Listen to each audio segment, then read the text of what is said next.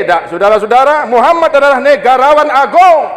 Muhammad adalah politisi ulung. Muhammad adalah konseptor, negarawan. Muhammad adalah ahli pendidikan, ahli ekonomi. Jadi ada ulama-ulama yang pintar, yang ahli Pancasila tidak diakui. Yang diakui adalah pengkhianat-pengkhianat yang justru dulu ikut dia meruntuhkan negara ini. Tapi yang harus kau pindahkan, yang harus kau transformasi, yang harus kau hijrahkan adalah your mind, pikiranmu. Nah, supaya Anda tenang, supaya Anda tidak melawan, dibodohi. Tak boleh sekolah, tak boleh di kampus. Lalu Muhammad memproklamasikan, mengumumkan, mendeklar, ini adalah negara yang tidak di bawah kendali Rusia dan Amerika. Ini Madinah tidak di bawah kendali Persia dan Romawi. Sehingga pikiran saya, freedom, merdeka, istiqlal, tidak boleh dijajah, tidak boleh dikuasai, tapi menguasai, tidak boleh dikendalikan, tapi mengendalikan, saudara-saudara. Inilah semangat istiqlal. Sehingga Soekarno membuat sebuah masjid namanya Kemerdekaan, Istiqlal. Lalu kenapa dalam beberapa bulan ini kita dilarang ke masjid? Kenapa beberapa repotnya beberapa orang dan kalangan menyuruh kita jangan mengadakan perkumpulan agama? Kenapa Nabi begitu berkuasa? Dia sudah punya pemerintahan di Madinah. Dia sudah punya militer, sudah punya ekonomi, sudah punya pasar sendiri, market sendiri. Kenapa kita tak berkuasa? Misalnya, pasar tak kita kuasai, keuangan tak kita kuasai, pertanian tak kita kuasai. Yang punya tanah jutaan hektar itu siapa? Hijrah. Pindahkan pikiranmu dari mental inlander terjajah menjadi freedom, merdeka. Dengan itulah engkau akan merasakan nyamannya atmosfer nuansa kemerdekaan yang hakiki. Ternyata yang mudah masuk surga itu adalah pejabat, penguasa, bukan rakyat biasa. Karena dengan jabatanmu kau mudah melakukan perbaikan, mudah membuat decision maker, kebijakan. Kau buat undang-undang, jadilah. Kembalilah kepada jati dirimu, wahai orang masyarakat Padang. Kembalilah kepada mental-mental Agus Salim Muhammad Nasir. Kembalilah kepada mental-mental Mapta. Kaum muslimin jamaah Jumat Masjid Raya Gantiang Padang yang dimuliakan Allah. Pertama, saya mengucapkan dua ucapan selamat, saudara-saudara. Yang pertama sekali, selamat Hari HUT Kemerdekaan Republik Indonesia. Yang kedua, selamat Tahun Baru Hijriah. Sebuah momen perubahan dari sikap keadaan terjajah menuju freedom, istiqlal, sebuah era dan zaman kemerdekaan bagi Rasul dan sahabatnya. Maka judul khutbah kita hari ini adalah Hijrah dan Kemerdekaan, Al-Hijratu wal Istiqlal. Saudara-saudara jamaah Jumat, dijajah itu tidak enak. Orang bodohlah yang merasa nyaman di dalam kekuasaan, di dalam kendali, di dalam kontrol daripada orang lain. Maka orang yang senantiasa nyaman dijajah pastilah bodoh dan sudah dibodohi secara sistematis. Kenapa Belanda mampu menjajah Indonesia 360 tahun? Jepang beberapa tahun, Portugis, ada lagi Inggris, macam-macam negara yang menjajah kita, saudara-saudara. Karena kita dianggap lebih bodoh dari mereka, lebih miskin dari mereka, lebih lemah dari mereka. Untuk kekuasaan langgeng, penjajahan terus-menerus berlanjut, harus bodoh rakyatnya. Maka pembodohan terhadap rakyat itu dilakukan dengan sengaja di beberapa negara, saudara. Inilah yang disebut dengan pembodohan yang terencana alias tersistematis. Bagaimana Fir'aun menjajah Mesir? Karena dibodohi oleh seorang pembantunya yang ahli super pembodohan, Haman. Bagaimana Qarun membodohi orang-orang miskin. Bagaimana Namrud membodohi masyarakat Irak di Babilonia. Sampai Ibrahim terbakar di dalam propaganda kampanye mereka, namun Allah menyelamatkannya dari panasnya api, saudara-saudara. Bangsa ini akan tetap dijajah berganti-ganti oleh satu negara ke negara lain apabila kita tetap bodoh. Ketika Muhammad SAW yang mulia, seorang negarawan, seorang ekonom luar biasa, seorang politisi, seorang pedagang, seorang budayawan, seorang sosiolog, seorang ahli pendidikan, tapi tidak diakui oleh orientalis dan orang-orang yang sekuler. Kata mereka Muhammad hanya mengajari zikir, salat, puasa, zakat, haji, and sikh doang. Sehingga Muhammad itu nanti perannya mereka katakan, ya bapak spiritualitas terbaik di dunia. Tidak, saudara-saudara, Muhammad adalah negarawan agung. Muhammad adalah politisi ulung. Muhammad adalah konseptor, negarawan. Muhammad adalah ahli pendidikan, ahli ekonomi. Karena itu dia sadar, jika lama-lama saya di Makkah, habis saya dijajah dan pengikut-pengikut saya. Bilal ditindih dengan batu, dicambuk. Ammar bin Yasir dibakar seperti membakar ikan. Ayahnya wafat di pembakaran, ibunya ditombak di kemaluannya, saudara-saudara. Maka wanita pertama yang syahid adalah Sumayyah, ibunya Ammar bin Yasir. Di Makkah Muhammad disebut anta sahir. Engkau ini tukang sihirnya Muhammad ini. Tidak diakui kepintaran Muhammad di Makkah, tidak diakui. Jadi ada ulama-ulama yang pintar, yang ahli Pancasila, tidak diakui. Yang diakui adalah pengkhianat-pengkhianat yang justru dulu ikut dia meruntuhkan negara ini. Jadi apa kata Rasulullah? Di akhir zaman, yu'tamanu fihil khain. Para pengkhianat dianggap dialah sebenarnya pahlawan. Para pecundang dianggap hero. Di akhir zaman, orang benar dianggap pembohong, si pembohong dianggap orang benar. Terbalik-balik macam kaki ayam, saudara-saudara. Kaum muslimin jamaah Masjid Raya Ganting, khutbah Jumat yang dimuliakan Allah. Maka Muhammad di Makkah dikatakan sahir, anta syair, engkau hanya pujangga, buat-buat puisi ayat saja. Anta majnun, engkau crazy, you are crazy. Maka Muhammad diludahi, dicekik lehernya, dilempar dengan kotoran perut unta, disakiti keluarganya. Saatnya Allah mengatakan, alam takun ardullahi wasi'ah fatuhajiru. Bumi ini luas Muhammad, pergilah hijrah. Nah, inilah hijrah ini, saudara, satu proses menuju freedom, kemerdekaan. Maka Nabi mengatakan, tidak ada lagi hijrah setelah penaklukan kota Makkah. La hijrata ba'dal fathi walakinna an-niyah wal jihad. Jadi kita tidak perlu berpindah-pindah tempat lagi sekarang. Kalau orang Padang cukup di Padang, kecuali ada saat penting dan genting. Di mana saja cukup di daerahmu. Tapi yang harus kau pindahkan, yang harus kau transformasi, yang harus kau hijrahkan adalah your mind, pikiranmu. Sampai kapan kita merasa nyaman di bawah kendali orang-orang yang tidak benar misalnya? Sampai kapan kita merasa enak tenang di bawah kekuasaan orang-orang yang tidak benar, contohnya? Nah, supaya Anda tenang, supaya Anda tidak melawan, dibodohi. Tak boleh sekolah, tak boleh di kampus. Apa ini sebuah pembodohan? Wallahu a'lam. Kita tidak boleh menuduh, berdosa. Tapi rasa-rasanya iya, buatlah perasaanmu, tapi simpan-simpan saja jamaah Jumat sekalian. Siapa yang boleh sekolah di masa Belanda? Ya orang tertentu yang disiapkan menjadi kroco-kroco, kroninya, penjilatnya Belanda. Itu yang boleh pintar. Untuk kerja di kantor mereka, untuk jadi ya, ajudan lah, suruh-suruhan lah, untuk nagih-nagih pajak pada rakyat, nagih balesting. Kaum muslimin jamaah Jumat yang berbahagia, setelah Muhammad disuruh hijrah dari Makkah ke Madinah, di Madinah Muhammad melakukan sebuah persiapan kemerdekaan. Kalau Indonesia namanya BPUPKI kalau saya tidak salah. Mohon maaf kalau salah ahli sejarah ya. Badan Persiapan Usaha Kemerdekaan Republik Indonesia.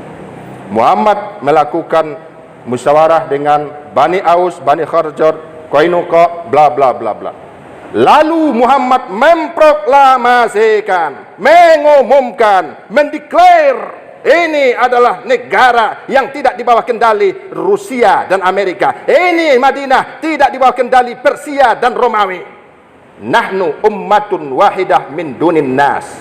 Lihat dalam Sahifah Madaniyah, Piagam Madinah, The Madinah Charter. Di situ dijelaskan bagaimana Muhammad mengumumkan kita sebuah pemerintahan yang tidak bisa diintervensi dan dikuasai oleh Persia dan Romawi. Nahnu ummatun wahidatun min dunin nas. Tidak boleh dikuasai. Kita saling tolong menolong walau beda agama. Seperti kira-kira yang dilakukan Soekarno-Hatta dalam proklamasi, saudara-saudara. Kapan Muhammad bisa merdeka? Setelah dia hijrah. Kapan kita merdeka dalam arti zahir batin? Setelah Anda hijrah dengan pemikiranmu mulai hari ini, saudara-saudara. Untungnya orang Padang, Sumatera Barat pintar-pintar semuanya. Mulai dari dulu Agus Salim, Muhammad Nasir, Hamka, banyak lagi tokoh-tokoh yang lain, Sultan Syahrir, banyak saudara-saudara. Sampai sekarang orang Sumatera Barat ini pintar-pintar luar biasa, karena mereka telah hijrah dari awal. Di Makkah ulama-ulama terkenal, Syekh Ahmad Al-Minangkabawi, Muhammad Yasin Al-Padani. Alhamdulillah, saya berguru kepada dua murid kesayangan Syekh Yasin Al-Padani. Satu Ibrahim Zannun, tukang kusuknya, tukang urutnya sebagai muridnya. Musnid ad-dunya Muhammad Yasin Al-Padani, ahli hadis dunia di masanya. Satu kepada Profesor Dr. Said Akil Al-Munawar. Dua ini adalah murid kesayangan Syekh Yasin Al-Padani, orang Padang, saudara.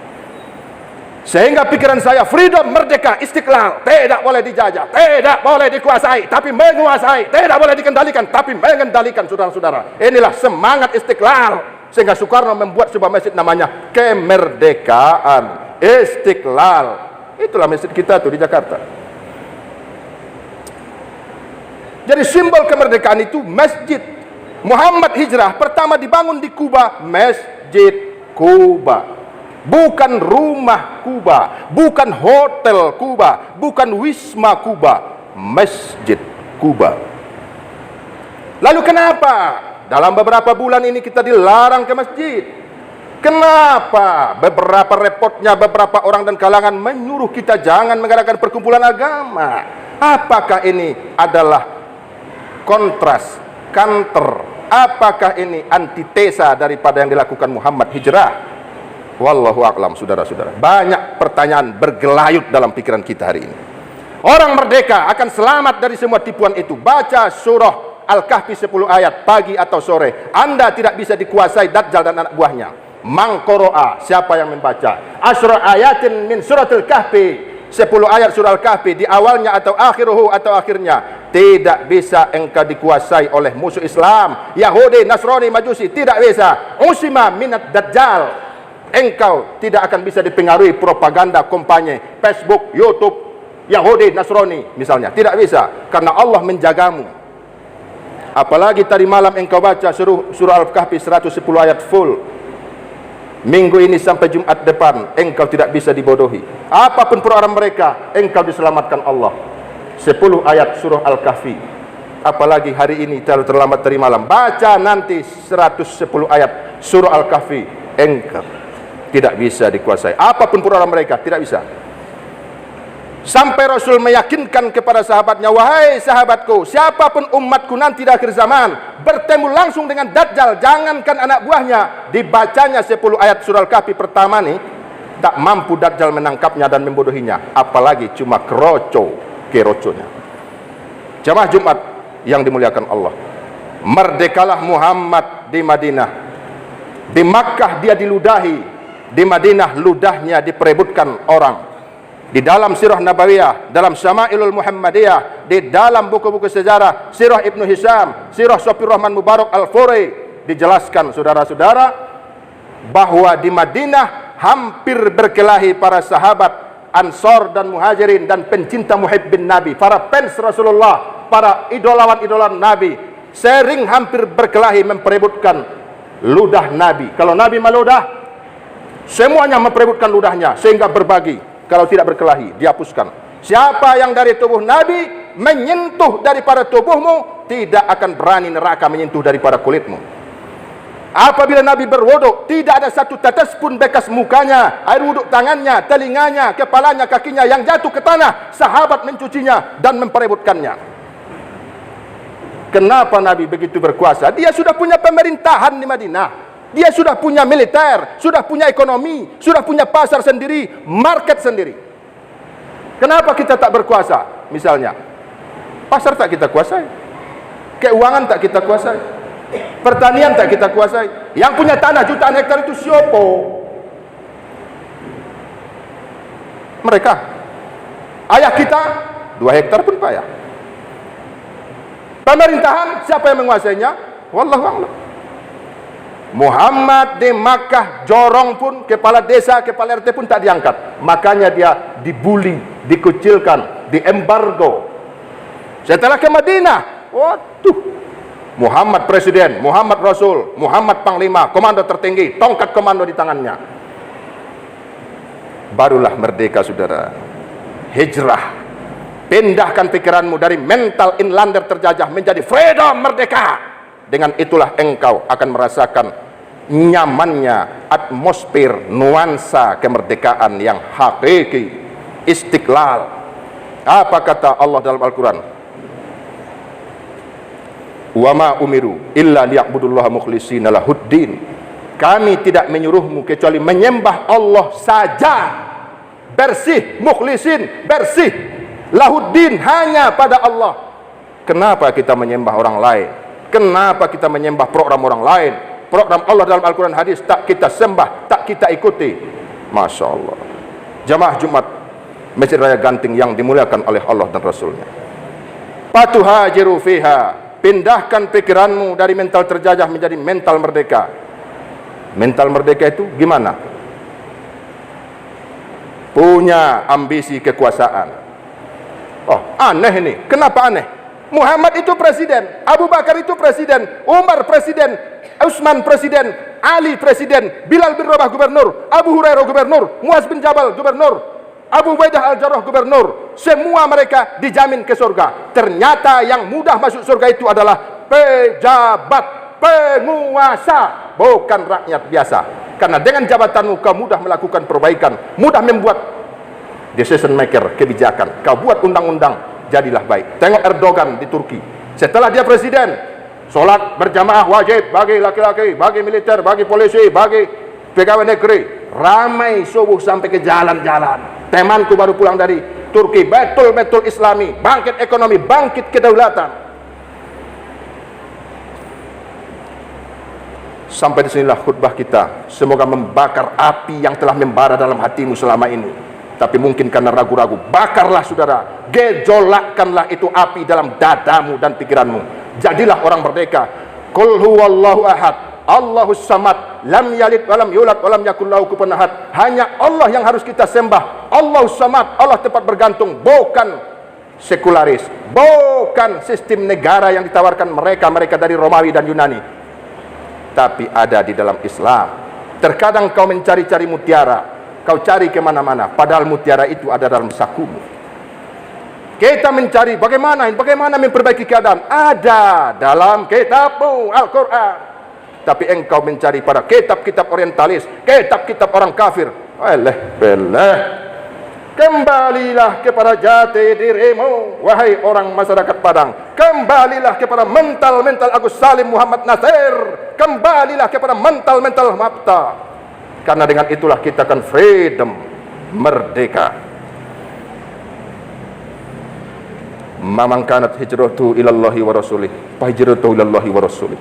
Siapa yang merubah sikap, pikiran dan perilakunya karena Allah, maka Allah akan membimbingnya betul-betul menuju Allah dan Rasulnya.